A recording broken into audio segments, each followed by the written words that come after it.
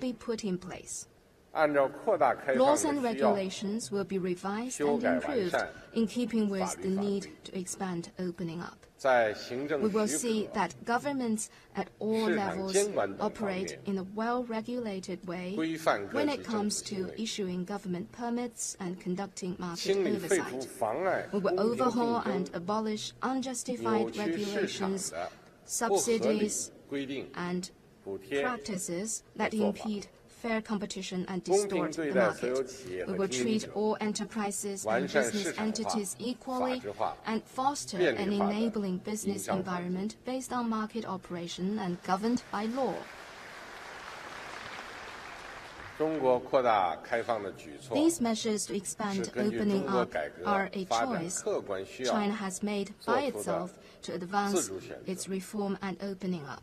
It will promote high-quality economic development, meet the people's desire for a better life, and contribute to world peace, stability, and development. We hope that other countries will also create an enabling environment of investment, treat Chinese enterprises, students, and scholars as equals, and provide a fair and friendly environment for them to engage in normal international exchanges and cooperation.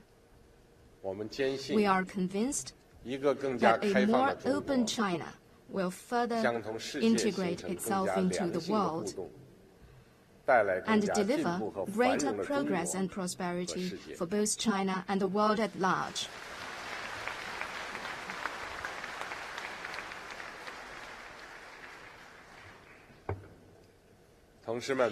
Dear colleagues and friends, let us join hands to sow the seeds of cooperation, harvest the fruits of development, bring greater happiness to our people, and make our world a better place for all.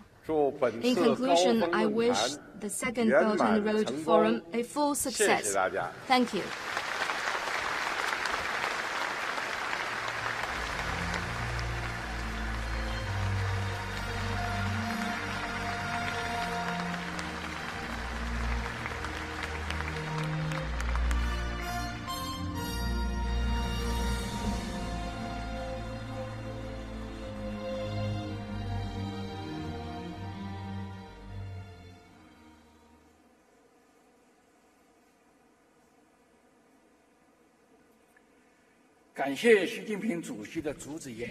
President Xi Jinping, thank you for your keynote speech. In the keynote speech, President Xi has given us a full update about the latest progress in Belt and Road cooperation. He stated China's commitment to high-quality development of the Belt and Road and China's propositions on building global partnerships on connectivity. These will provide important guidance for the Belt and Road cooperation to move forward. President Xi also announced a number of important measures China will adopt to further reform and opening up. I believe these will provide strong impetus to the building of the Belt and Road and also to global economic growth and shared development and prosperity of all participating countries. Now please welcome His Excellency Vladimir Putin, President of Russia, to address the opening ceremony.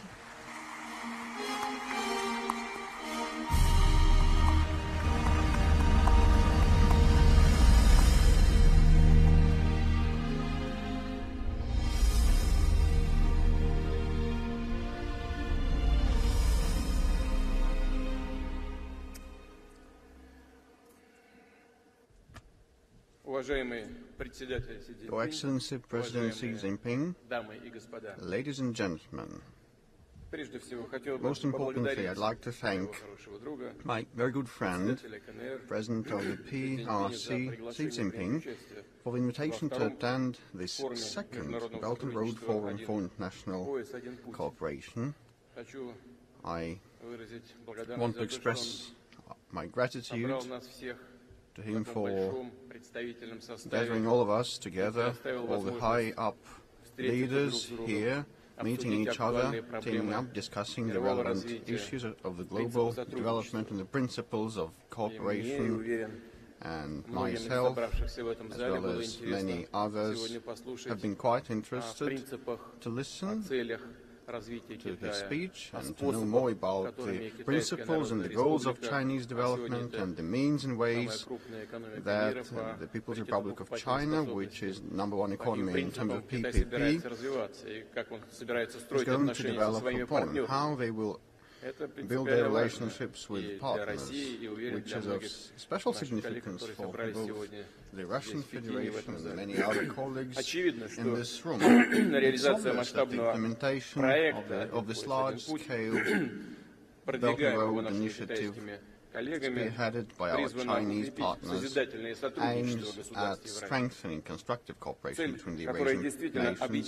The goal that really brings us together is to provide for harmony and sustainable economic development and growth across the Eurasian space. The Russian Federation repeatedly emphasized that the OBO initiative by Chinese President chimes well with the Russian idea of the strategy of the Great Eurasian Partnership, that specifically means integration of integrations, which is close synergies between bilateral and multilateral integration developments on the Eurasian continent. Russia is ready to do its best to provide for the transparent, comfortable environment propitious to cooperation and interaction on the Eurasian continent. It's important to come up with effective responses to fragmentation, possible fragmentation of global political, economic and technology space, to the rise of protectionism with its most perilous form that is now being resorted to,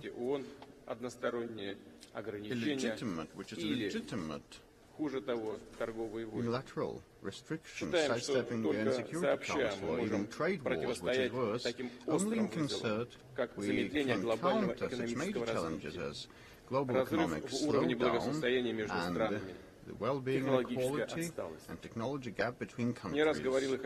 I said on many occasions, and I repeat, that these negative trends are a breeding ground for terrorism, extremism and unlawful migration. They are the cause of the relapse of the old, dormant and the appearance of new regional conflicts. I'm convinced that the Eurasian initiative can act as a model in terms of meaningful and positive agenda to resolve the relevant international issues that I mentioned and many others. Throughout millennia, the Eurasian space, which is huge, was a home to different cultures, creeds and traditions, definitely. We had in our history wars and conflicts, but sooner or later all of that fizzled out, while the common sense and the natural desire of our people to live in peace and harmony always prevailed. Russian Federation is interested in the closest interaction with the Eurasian partners, building upon the unshakable principles of respect for each other's sovereignties, rights and legitimate interests. These are the principles that we profess together with our partners Armenia, Belarus, Kazakhstan and Kyrgyzstan in the Eurasian Economic Union undertaking. Very soon, on the 29th of May, it will turn 5 years of age. Over that time, we have established a common market by providing context for the free movement of goods, services, capital and manpower. We are now shaping uniform markets and the digital space. President Xi Jinping said a word about aligning his initiative with other similar initiatives and groups on the huge Eurasian space, and that chimes well with our plans. The Eurasian countries have been doing a lot to strengthen industrial and technology cooperation. We have been building efficient value-added chains, and together with our Chinese partners, we will keep discussing today and будем tomorrow выстраивать эту работу, причем работу глобального how to характера. work on that.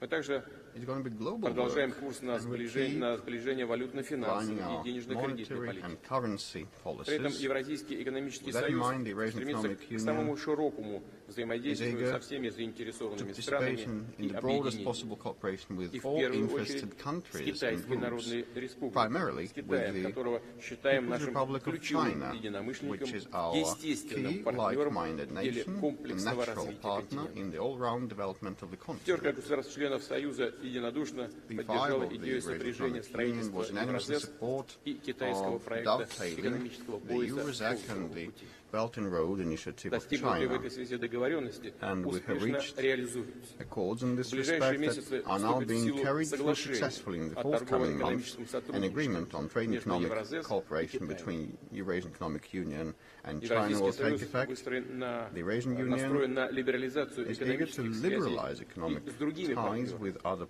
Уже partners. заключены соглашения We о have свободной concluded торговле с Вьетнамом, FTAs with временное Vietnam соглашение, ведущее к and образованию an зоны свободной interim торговли с agreement Ираном. conducive to В a free высокой степени trade area готовности with Iran. находятся аналогичные We're документы now с finalizing Сингапуром. similar instruments with Singapore and Ведут Serbia. переговоры с Израилем, Talks are underway with Египтом Israel, и Egypt and India. Активное взаимодействие налажено We с have Шанхайской well-established организацией cooperation with the сотрудничества Shanghai и Cooperation Ассоциацией государств Organization and Юго-Восточной ASEAN Азии. Group. И, разумеется, And мы definitely, выступаем за we конструктивное advocate и for равноправное constructive развитие and деловых связей equitable с development Европейским Союзом, of our business нашим ties давним with и the традиционным with the партнером. European Union, Никакие our текущие long-lasting разногласия не могут перечеркнуть нашу traditional общую partner. ответственность No за current будущее differences Европы can и cancel всей our Евразии. common responsibility for the future of Подчеркну, Europe and концепции of большого Eurasia. евразийского I партнерства emphasize и that одного the пояса, Greater одного пути Eurasian имеют Partnership общие Initiative корни, and the Belt and Road основываются на Initiative, понятных всем принципах и based ценностях, on one and the same естественном стремлении foundation народов of жить в transparent мире и principles согласии, and values, иметь the свободный natural desire of our доступ к peoples to достижениям live in peace современной and harmony, науки и and инновационного have free развития. access to the advances of При этом сохраняя contemporary свою science and культурную, innovative духовную development, самобытность. at the same time maintaining cultural and spiritual identity of ours. We are Уверен, united by воплощенный в strategic обеих концепциях long-term interests. I'm всеобъемлющий sure подход позволит that this укрепить comprehensive экономическое сотрудничество на approach континенте, embodied by both concepts will развить help общую strengthen транспортную, economic cooperation on the энергетическую continent, develop инфраструктуру, стимулировать joint внедрение transport, цифровых технологий. energy infrastructure, Таким образом, интеграция and в полной мере definitely will будет be служить на propitious to благо deployment of наших digital народов, technology, всех and our государств nations and our Евразии. people will Еще раз benefit from these благодарю initiatives definitely наших and without a партнеров, doubt. I наших друзей thank our китайских за friends and сегодняшнюю partners from инициативу China и once благодарю again за for внимание. today's initiative. Thank you for your attention.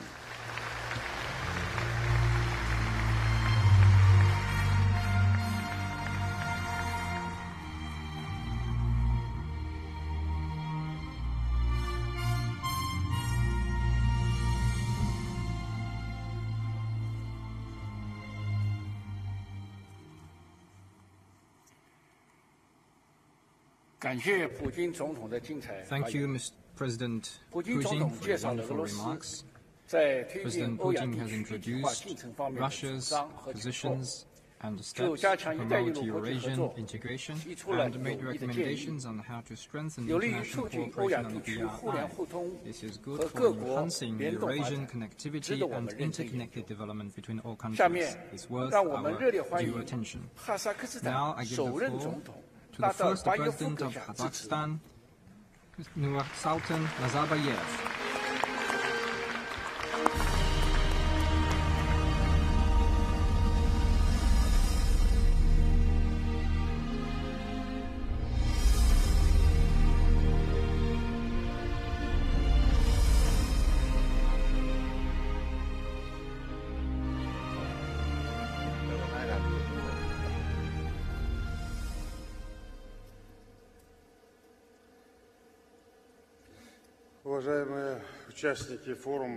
Distinguished forum participants, first of all, I would like to sincerely thank the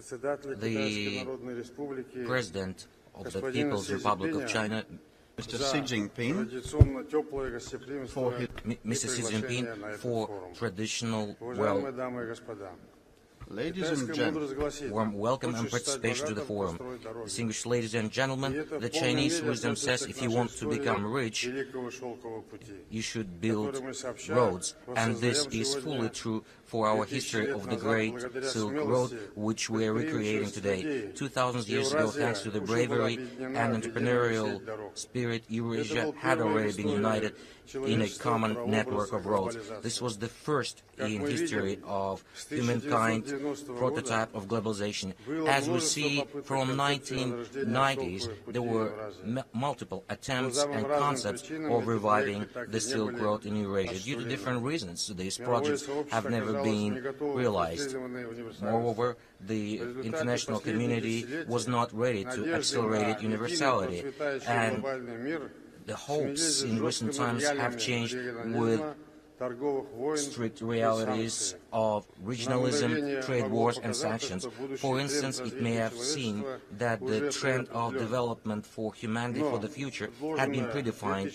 However, the Chinese initiative in 2013 voiced in Kazakhstan, in our university, the model of the Silk Road by President Xi Jinping has become not only lively in modern geopolitical conditions, but also successful, as the past and a half years of its development show. Kazakhstan, where this idea was voiced for the first time, supported this initiative from the first day. This is also an important part of our great history and new opportunities for the future. And today, based on the results of the first and what considered to be a successful stage in development of BRI, we can note the following. Firstly, the world is obviously tired of conflict and geopolitical concepts and is more leaning toward geoeconomics and joint development. One Belt, One Road is more than just a set of new opportunities for economic cooperation. The initiative reflects on a strong historical demand from more than 120 states of the world for security, wider trade and prosperity. Truly, thanks to the efforts of China, Russia, countries of Europe and from Central Asia, us and many other participants, the contemporary Silk Road is becoming a belt of stability, development and prosperity. Thus, despite the political differences, sanctions and trade wars, the growth of trade within the initiative is growing and is now $5 trillion, or 1/3 of global trade. Secondly, globalization is still in demand, and now it's transforming in a new format. The initiative of One Belt, One Road has presented a new model of globalization with its eastern phase. The historical cycle is bringing back the center of gravity of the world towards the east. We see that Asia today has become the region of the 21st century. 28% of the world's GDP is focused here and will only continue to grow.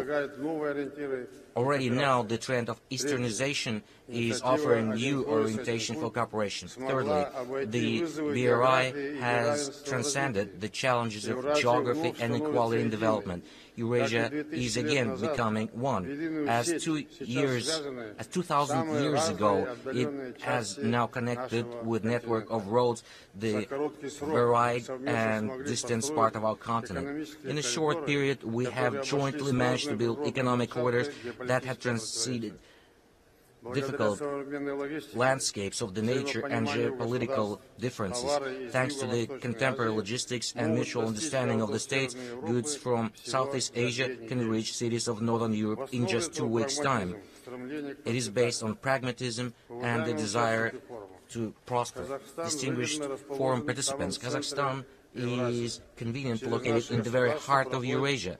It is through our state that the shortest land roads connecting Asia and Europe run. In order to implement the existing transit potential, we have implemented our national program Nurly Zhol, the Bright Path, aligning it with BRI. In the past 10 years, Kazakhstan invested in development of its infrastructure, transport, logistical assets and competences in the order of 30 billion US dollars. We have modernized or commissioned almost 3,000 kilometers of national level railroads, 12,500 of highways.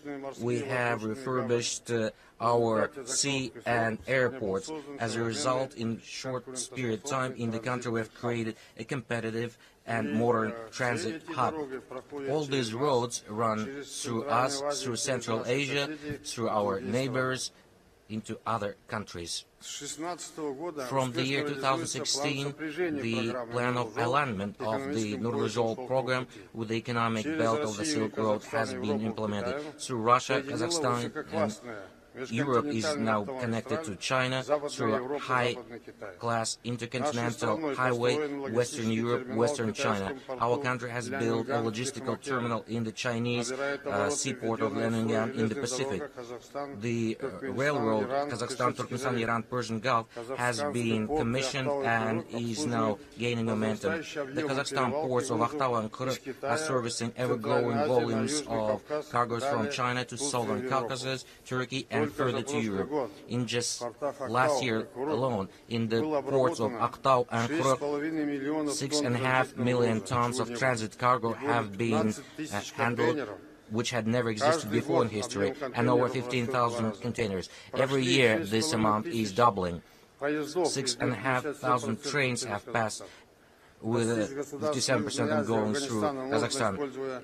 The development of railroads through Kazakhstan and Uzbekistan and Kyrgyzstan and other neighboring countries is leading to effective distribution of railroads, which can be done on the whole town. The dry port of Khargas on Kazakhstan-China border, which has now become the center for handling cargoes. The territory of Kazakhstan is run by 11 transcontinental roads, 5 railways and 6 highways. Through the Kazakhstan network of green pipelines for oil and gas, there are deliveries and transit of energy resources to the markets from Kazakhstan, Turkmenistan to the markets of Asia and Europe. Distinguished friends, just now, President of Russia, Vladimir Vladimirovich Putin, spoke of alignment of the Eurasian Economic Union and the Silk Road plan. It is natural. What I call it actually all goes through the territory of the Eurasian Economic Union, and alignment, what subject of our negotiations and agreements, is very important. Generally, looking into the future, one belt, one road, and the Eurasian Economic Union, and if it was also for the EU to join in, could lead to a global integration on a large Eurasian continent, which is good for everyone's prosperity. Distinguished participants, we see that the Silk Road is again changing the global setting and is creating a new global reality. It is really speaking against the theories of collapse of globalization and harsh regionalism. I am very happy that through construction of BRI, President of PRC, Mr. Xi Jinping, calls to call a joint community of shared faith of mankind. This is very deep thought. This new thinking in the global policy sounds very much in choir with my idea of G Global, which is there to consult the interests of all countries. In conclusion, I would like to thank you, distinguished President Xi Jinping, and congratulate you and the friendly people of your country with 40 years of policy of reforms and opening up, which led China to new heights, and also coming 70th anniversary of founding the People's Republic of China. I wish you achieving all the grand targets you set for the Chinese people. In the past years, China has reached colossal successes in its socio-economic development, had proven itself as a reliable, responsible partner in the international arena. Thank you for your attention.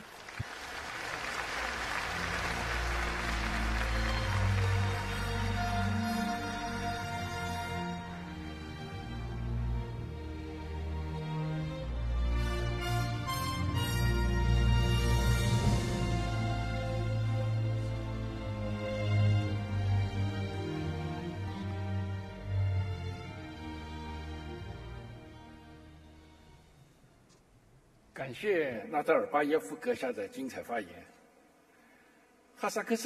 you, Your Excellency President Nazarbayev. Kazakhstan is the place where the BRI was first proposed, and Kazakhstan is an important participant of the BRI. The Bright Road of Kazakhstan and the Belt and Road Initiative are being connected with rich outcomes. With greater synergy between these two initiatives, I'm confident that the BRI will bring more development opportunities to the regional countries. Next, let's warmly welcome His Excellency President of Egypt, President Sisi, to deliver his remarks.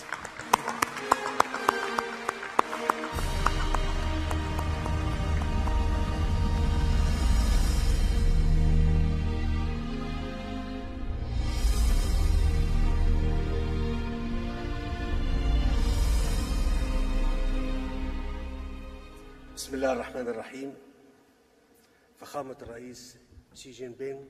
Your Excellency President Xi Jinping, Your Excellencies, Heads of State and Government, distinguished guests, first I want to say a heartfelt thank you to President Xi Jinping and the friendly Chinese people for the warm hospitality accorded to us.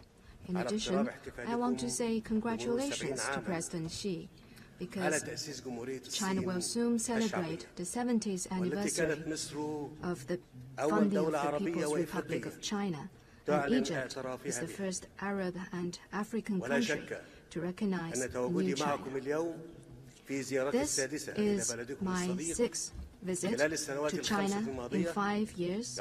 Without any doubt, this speaks to a deep and profound relations between two oldest civilizations in the world. In 2014, our two countries inaugurated comprehensive and strategic partnership, and in 2016, our two countries signed a 5-year action plan to strengthen this relationship. These have set up the overall framework for bilateral cooperation, whether at bilateral levels or at international or regional levels, or on issues important to peace and stability in the Middle East. China is always a partner committed to our shared interests. Ladies and gentlemen, this time, at the invitation of President Xi Jinping, I'm attending this second Belt and Road Forum. Egypt attaches high importance to the Belt and Road Initiative, based on many similarities and the need to meet common challenges. Our two countries have worked together to promote Belt and Road cooperation. All parties should also work together to meet our people's aspirations and promote sustainability and development of the partner countries along the Belt and Road. Many of the industries and areas covered by Belt and Road cooperation are also important ones in our 2030 development agenda. These include transportation, energy, telecommunications, and infrastructure connectivity. These are also in sync. These efforts are also in sync with Egypt's endeavor to grow economy, promote industrialization, economic and trade cooperation, and financial integration and people-to-people exchanges. Egypt is working on a number of major projects. These projects provide diverse investment opportunities. The most important ones, for instance, include the Suez Canal area. We hope to build it into an industrial and trade and logistical center. We hope to have investment from China and all other partner countries of the Belt and Road, and we believe you could have enormous benefits from cooperation with Egypt, and as we have such a unique and important geographical location. In addition, Egypt is also conducting sweeping reforms, not least fiscal and financial reforms, to resolve structural economic issues, realize fiscal balance, bring about a sound business environment. It is because of these efforts our economy is delivering good performance. Egypt is also increasing energy output, diversifying energy sources, and building itself into a regional energy hub.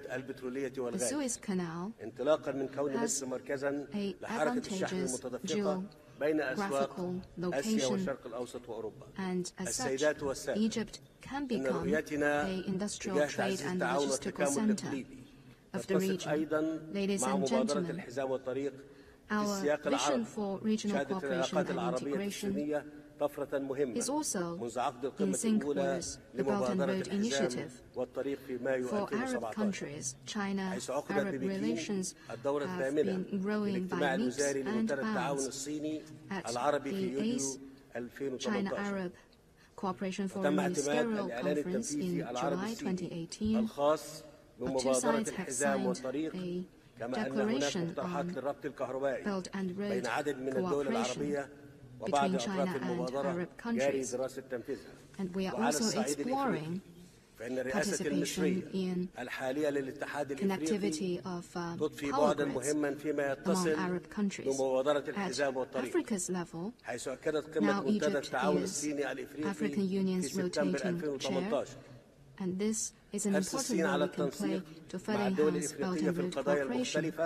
At the FOCAC Beijing summit, China announced that it is willing to enhance coordination with African countries on AU 2063 agenda and UN 2030 Sustainable Development agenda. And in the recent AU summit, Egypt has also proposed similar visions, or in the direction to strengthen collective actions in Africa, to bring about development, peace and security on the African continent, promote economic integration and in Africa, and enhance the infrastructure development in this region. We believe it is important to strengthen partnerships with all other Belt and Road partners. We also welcome new partnerships so as to help African countries realize sustainable development and enhance people's livelihood. For instance, we are now building a north-south highway project linking Cairo to Cape Town, which will boost intra-African trade and investment cooperation. We also hope to work with others on projects like the one linking Victoria Lake and Mediterranean. This is also a major infrastructure project for southern and eastern Africa. This will help enhance connectivity of the countries along the routes. Let me also take this opportunity to call upon more companies and financial institutions to provide financing support to the projects under the Belt and Road framework, such as those I have mentioned. The financing support should also take into account the realities of developing countries, especially the least developed ones, such as including those in Africa. This requires our joint efforts and bring together financial resources of governments, financial institutions, and the private sector. Ladies and gentlemen, in conclusion, I wish this forum a full success. I believe with concrete efforts and deliverables, we will usher in an even brighter future. I also hope the Belt and Road Initiative will help build more bridges for sustainable development and cooperation. Thank you.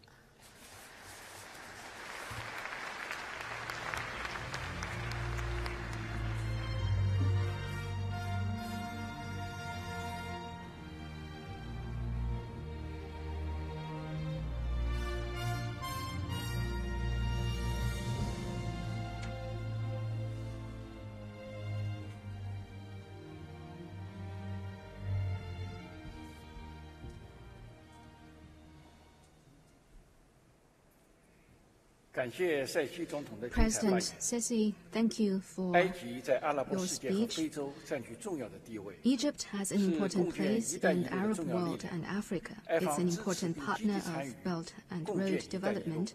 Egypt supports and has actively participated in Belt and Road cooperation. In future, we can enhance cooperation on investment and infrastructure. Now let us welcome His Excellency Sebastián Pinera, President of Chile, to address the ceremony.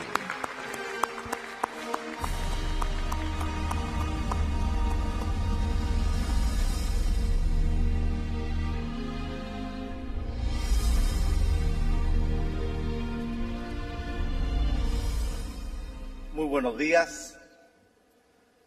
Estoy muy contento de participar en este segundo foro de la Franja y la Ruta, un proyecto ambicioso, pero también factible, que busca impulsar la cooperación, la integración y encontrar la manera de unir fuerzas para mejorar la calidad de vida de nuestros pueblos. Pero además, porque coincide este foro con los 70 años de la fundación de la República Popular China. Acabamos de escuchar al presidente Xi Jinping establecer los principios que orientan esta iniciativa. El libre comercio, el respeto a la propiedad intelectual, la apertura de los mercados, el multilateralismo y la necesidad de modernizar la OMC para tener un comercio sobre la base de reglas acordadas y la competencia leal entre los países. Esos son los principios que tenemos que fortalecer. Y hoy día, protecting fair competition between countries, we need to continue to uphold all these principles. Attending the ceremony today includes 40 heads of state and government and more than 100 countries. China is an ancient civilization with more than 5,000 years of history. It had been the largest economy in the world for more than 2,000 years, but this was unknown to the Western world until Marco Polo. In recent decades, China took a huge economic leap. Today, it is the second largest economy worldwide. In addition to economic progress in social matters, China is lifting its innovation capabilities, including through using enormous investment in science and technology. The Belt and Road will undoubtedly enhance world economic growth and improve people's well-being, especially in the world today. We live in a times of skepticism and even doubts about the benefits of having free and open economies. The world economy will continue to grow slowly, productivity remains weak, inequality is growing. In this context, many governments, mistakenly in my opinion, are taking restrictive economic policies. We believe this is not helpful in addressing the problems we face today. We need to continue to advance free trade. In this context, the Belt and Road Initiative is precisely an opportunity for us to look beyond and work together to promote integration, free trade, and uphold multilateralism through cooperation. I think the biggest advantage of the Belt and Road Forum is that it works on specific areas and project development. This is very similar to what we did in Latin America. 8 years ago, we established the Pacific Alliance, and just a few weeks ago, we created the ProSur. These are pragmatic integration steps, and I think they will enable us to better enhance the development of countries in our region and improve the well-being of our people. In just 5 years, This Belt and Road Initiative has managed to develop large projects to improve policy, financial, infrastructure, commercial, and people-to-people connectivity. Now China, under the leadership of President Xi, is making a great effort to promote connectivity not just in Asia and Europe, but also in Africa and Latin America. This is a global effort. There are a few important principles in this. Number one is transparency. All the cooperation is conducted under transparent frameworks.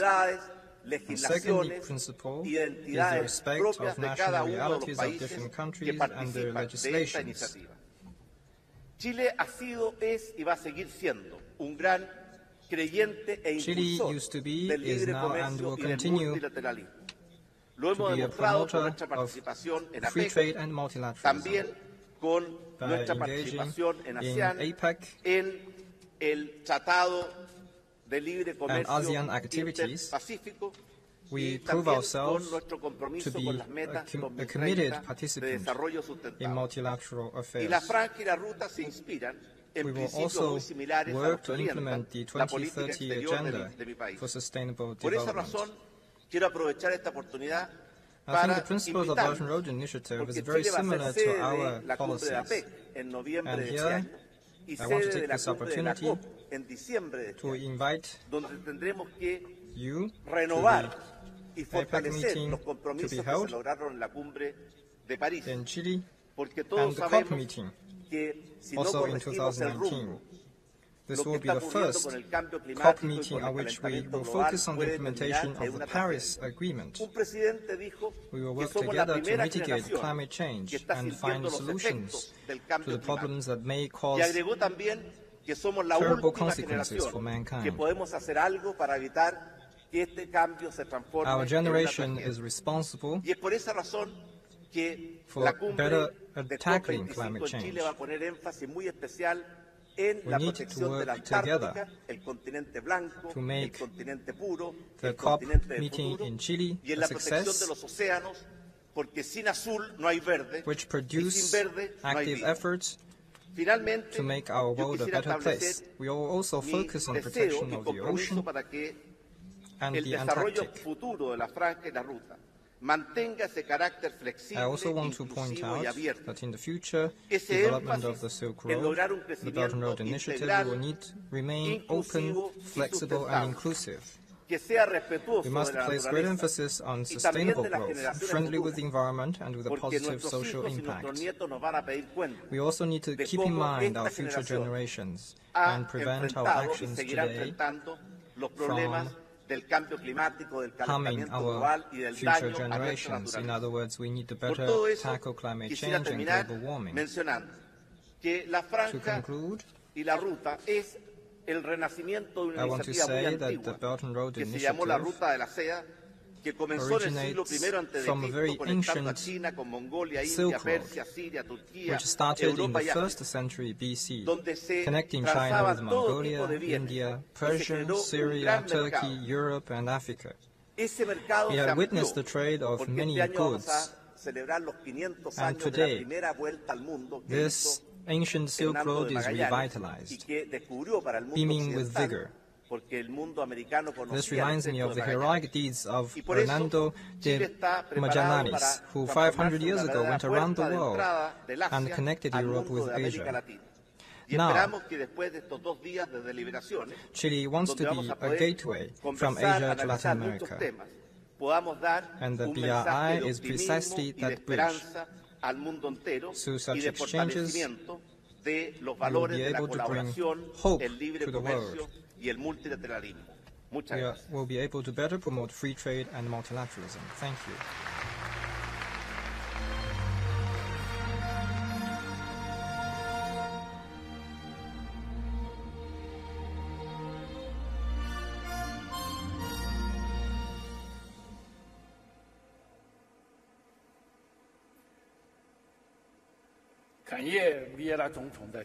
Thank you, President Piñera, for your speech. Chile is an important Latin American country and an important cooperating partner in building the 21st century maritime Silk Road. We are confident that Chile's participation in the Belt and Road Initiative will play a bigger role in enhancing connectivity between the Asia-Pacific and Latin American region. Now, please join me in warmly welcoming His Excellency Mahathir Mohamad, Prime Minister of Malaysia.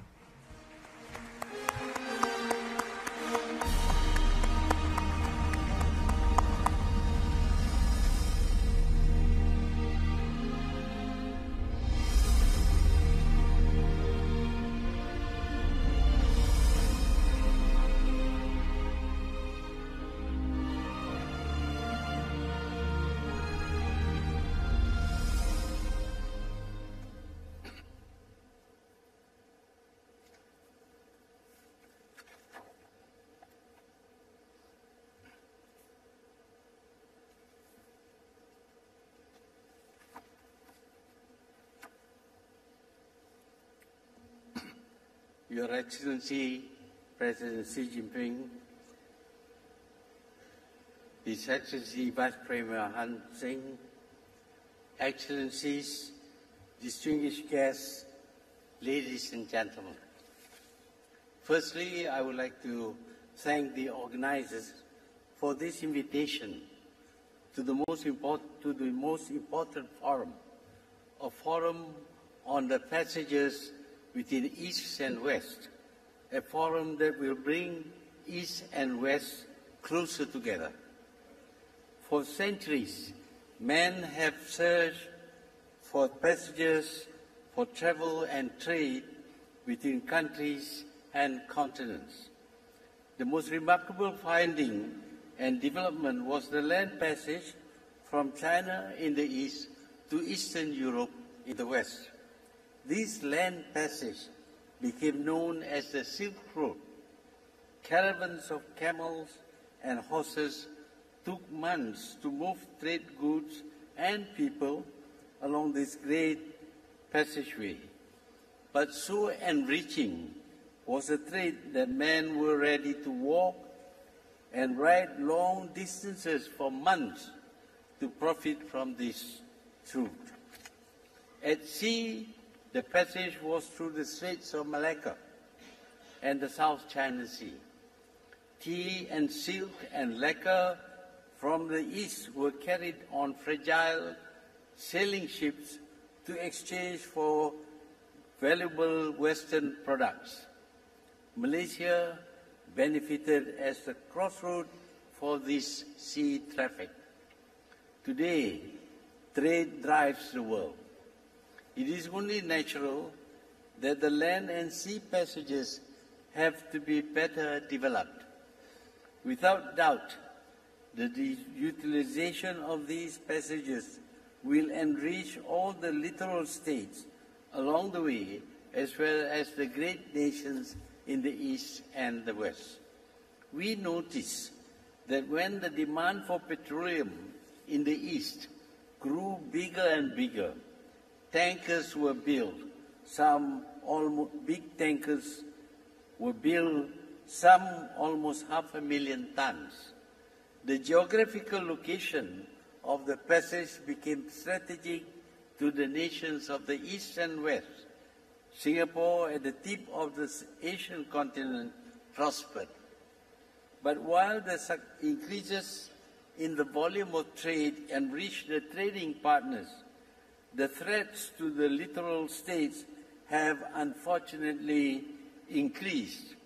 Oil spills and dumping of waste at sea pollute the shores of these states, but these are designated international waters, and the littoral states cannot collect tolls to finance the work of cleaning up. If we designate the Straits of Malacca as an international route, then the international community must assume responsibility for keeping the seas clear and unpolluted. But so far, the responsibility falls on the littoral states. They are the ones to suffer pollution, and they have to maintain a sizable force to clean up the sea and their shores. It does not seem fair that the poor littoral states should be burdened with this responsibility. The Silk Road, the land passage between East and West, has not received as much attention as the sea passage. Yet it must be obvious that with modern technologies, the passage can be improved. Just as the massive trade by ships has spawned the development of huge bulk carriers, the land passage should also respond to the need of the increased trade between East and West.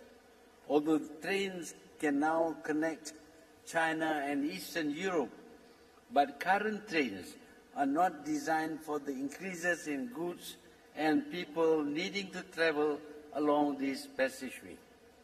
If ships can be built bigger, why cannot trains be equally big to carry more goods and raw materials and people? Have we reached the limit in terms of the size and length of trains? I do not think so. If the rail gauge is widened, cannot we build bigger trains? Cannot we have longer trains, maybe a kilometer long? Then there is this improvement in the speed of trains. With all the sensors that are available, cannot we build safer, fast trains to cope with the increased needs of trade today? Trains can shorten the passage from between East and West, bringing them closer together. They are faster than ships. We have the technology and the money to bring about these improvements. As the sea routes and land routes improve, trade and travel will grow, and with this, the wealth of the world will increase for the betterment of everyone. Yes, the Belt and Road idea is a great idea. It can bring the landlocked countries of Central Asia closer to the sea. They can grow in wealth and reduce whatever poverty they may have. Everyone will benefit from the ease of travel and communication that the development of the Belt and Road project will bring. An essential element is the freedom of passage along these routes. A passageway is only as good as the freedom it provides. Both the sea and land routes will pass through many countries. Bureaucratic hassles will slow the speed of travel. It is essential, therefore, for these passages to be free and open to all. Modern technology, with the ease of data collection, of artificial intelligence and wireless communication, should enable monitoring and checking to be done without the need for physical inspection.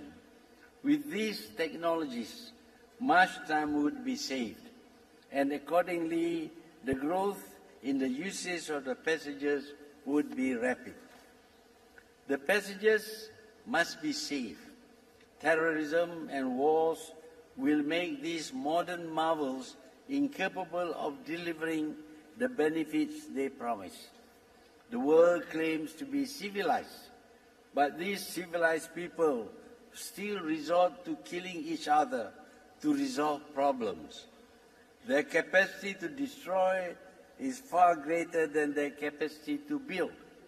It is imperative that the world become less primitive and reject the use of force and massacres in order to benefit from the opening up of new passages for trade and freight that the Belt and Road Initiative promises.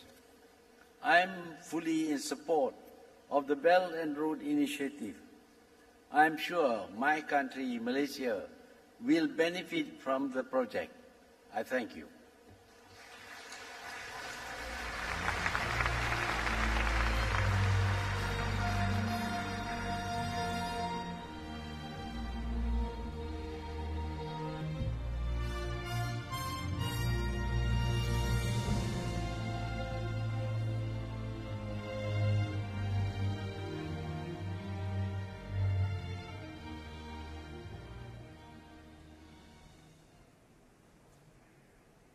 Thank you, Your Excellency, Mr. Prime Minister, for your remarks. Malaysia has been an active participant in the Belt and Road cooperation and has been supporting greater connectivity in the region.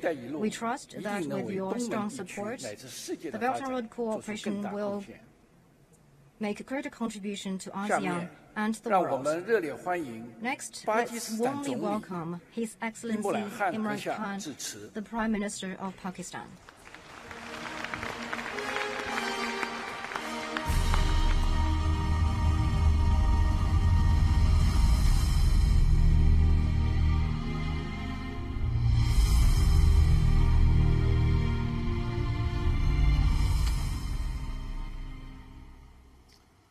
Bismillahirrahmanirrahim.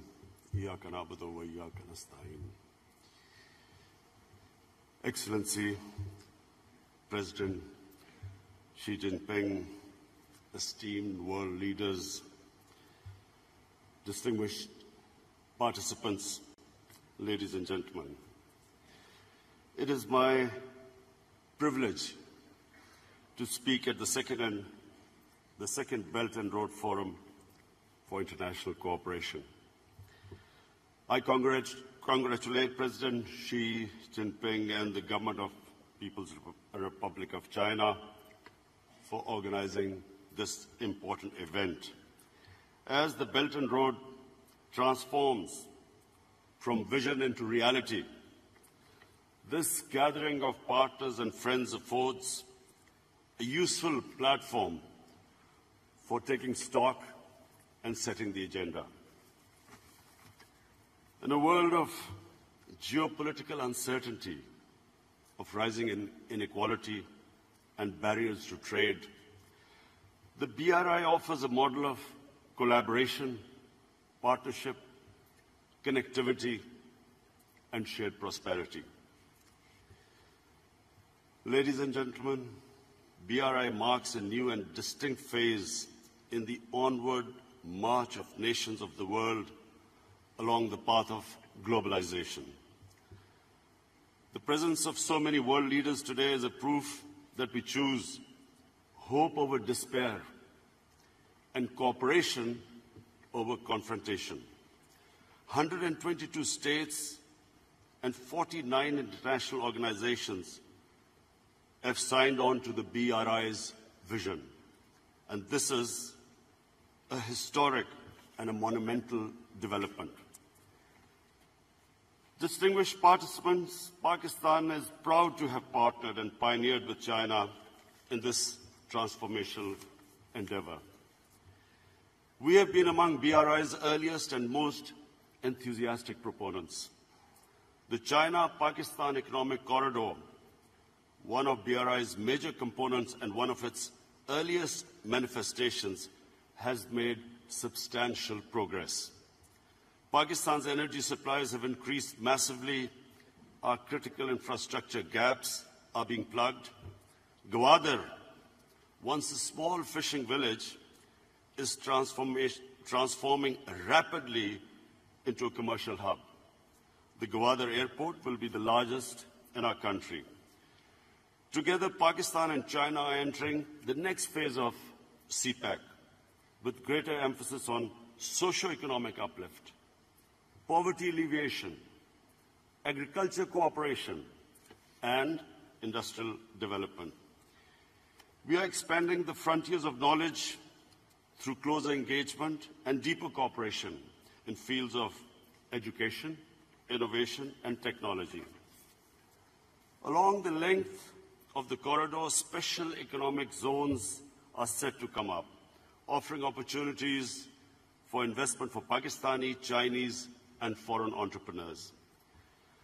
Supplementing the next phase of CPEC, we are signing an expanded Pakistan-China free trade agreement. We are changing Pakistan's economic landscape and, inshallah, the destiny of our people. I want to thank China and its leadership for their unwavering support for Pakistan.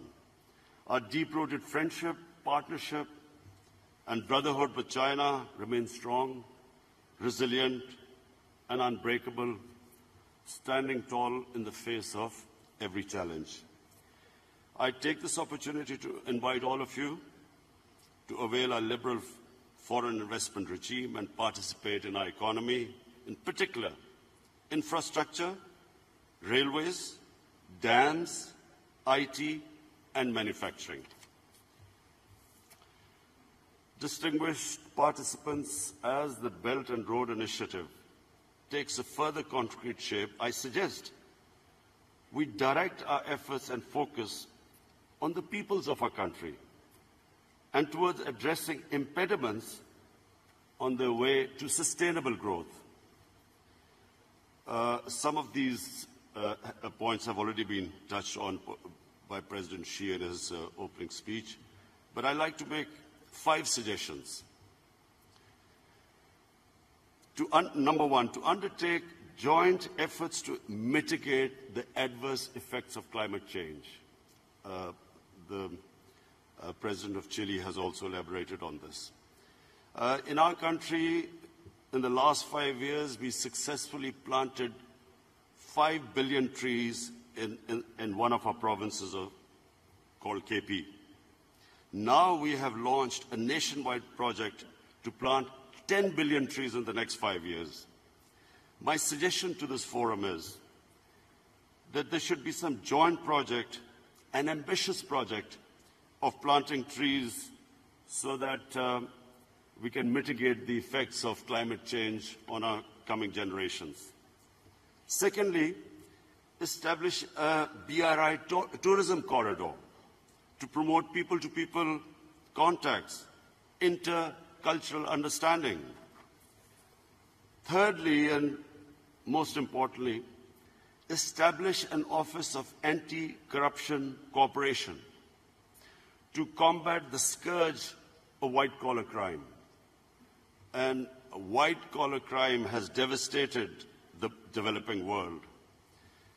Fourthly, create a poverty alleviation fund that supplements national efforts in the fight against poverty and malnourishment. In Pakistan, we have recently launched a target poverty alleviation program called ESAS. The aim should be to emulate China's spectacular success in lifting 800 million people out of poverty within 3 decades. And fifthly, make concerted efforts to further liberalize trade and investment flows, encouraging our private sector and businesses to collaborate in projects. Distinguished participants, China's marvelous civilization has given the world wisdom, harmony, and prosperity. It has gifted to humanity great inventions, arts and aesthetics, and a culture of compassion and coexistence. And again, President Xi's references to the ocean and the rivers, I quote a Chinese proverb, "The ocean is vast because it rejects no rivers." Pakistan will continue to work on the basis of mutual respect and equal opportunity with China and other BRI partners for a better future of our people. Pakistan will partner all those who share the vision of a peaceful and prosperous world. We will work together to realize a future of hope and happiness. Thank you.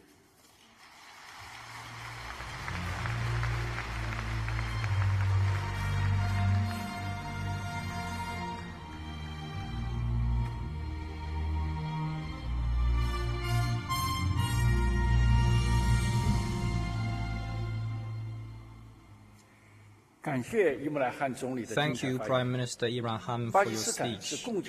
Pakistan is an important cooperating partner in the Belt and Road Initiative. The CPEC has reaped fruitful results, and it promoted economic and social development in the country, play an exemplary role in international Belt and Road cooperation.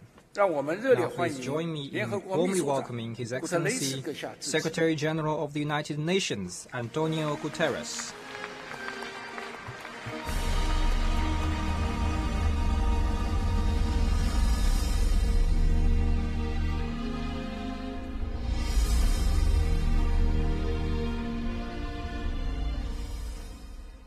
Your Excellency President Xi Jinping, Excellencies, ladies and gentlemen, convened by President Xi Jinping, we come together at this Belt and Road Forum in the face of uncertainty and unease around the globe. And I want to recognize China for its central role as a pillar of international cooperation and multilateralism. This gathering today reflects that commitment in these turbulent times. Inequality, the climate crisis, and the potential risks of globalization and the fourth industrial revolution are creating deep levels of public anxiety. And these global challenges are compounded by darkening economic prospects, triggered by new obstacles in world trade, heightened financial volatility, rising levels of debt, and political uncertainties. Even the very notion of international cooperation, an essential component in our interdependent world, is under fire. Now, allow me in this context to express two main concerns I have as Secretary General of the United Nations. First, the 2030 Agenda, our globally agreed plan for people, peace, planet and prosperity. On current trends, we will only be halfway towards achieving the Sustainable Development Goals by the target date of 2030.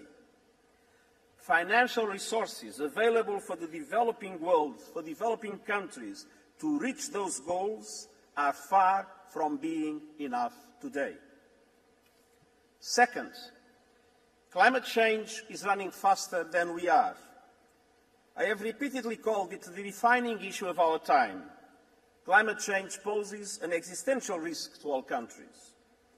We are seeing record highs in land and ocean temperatures, sea levels, and greenhouse gas concentrations.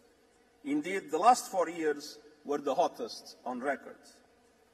Natural disasters are wreaking havoc around the globe, and the threats to public health are escalating. And the poor and the vulnerable are the first to suffer and the worst hit. But while we face extreme challenges, we are also seeing promising trends. China's leadership on climate action is helping to show the way. New renewable energy jobs in China now outnumber those created in the oil and gas industries. In 2017, China invested over $125 billion in renewable energy, an increase of at least 25% over the previous year. And China's new cutting-edge transmission line that sends electricity along a pathway 600 miles longer than anything built today is a further potential boom for renewables. China also played a pivotal role in building bridges and securing an agreement at last December's UN Climate Conference in Katowice, and will host next year's second Global Sustainable Transport Conference. Looking around the world, we see more and more governments, cities and businesses understanding that climate solutions are wise investments in an equitable, prosperous and sustainable future.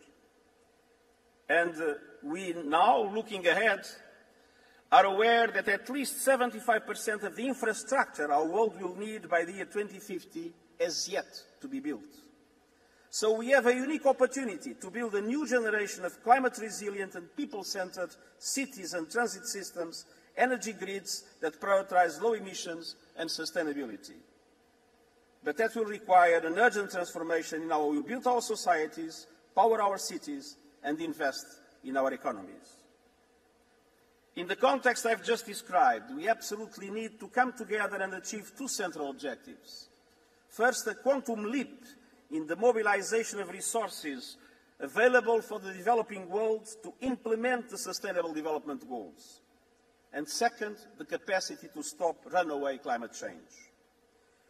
That is why I'm convening a Climate Action Summit in New York on September 23rd, together with 4 other summit meetings during the high-level week on the UN General Assembly in September, covering different development-related strategies, and that will set the course for full implementation of the Paris Agreement and the Sustainable Development Goals.